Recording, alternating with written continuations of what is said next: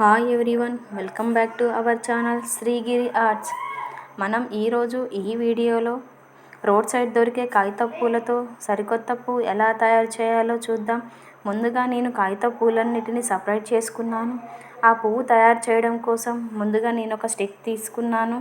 ఆ స్టిక్ కనిపించకుండా కాగితపు పువ్వులను చుట్టుకున్న తర్వాత ఒక్కొక్క పూల రెబ్బలు తీసుకొని స్టిక్కి 3 వైపులా 3 రెబ్బలు పెట్టి దారం చుట్టుకున్నాను. ఆ విధంగా పువ్వు గ్యాప్ ఉన్న దగ్గర మరలా రెబ్బలు పెట్టి దారం చుట్టుకున్నాను.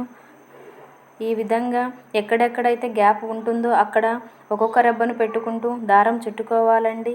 ఈ విధంగా మనకు ఆ పువ్వు ఎంత వెడల్పు కావాలో అంత వెడల్పు మనం ఖాళీ ఉన్న చోటల్లా రెబ్బలు పెట్టుకుంటూ దారం చుట్టుకోవడమేనండి. ఈ విధంగా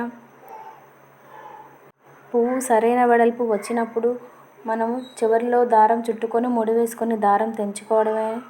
ఈ విధంగా మనం కాగితపు పూలతోటి ఈ విధంగా ఒక సరికొత్త ఫ్లవర్ని అయితే నేర్చుకున్నాము.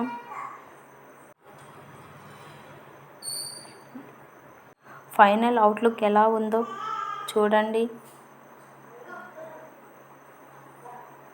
ఈ ఫ్లవర్ చూడడానికి రోజ్ ఫ్లవర్ లాగే కనిపిస్తుంది. కాగితపు పూలతో కూడా ఒక రోజ్ ఫ్లవర్ని తయారు చేసుకోవచ్చని మనం ఈ వీడియోలో నేర్చుకున్నాం. Please subscribe.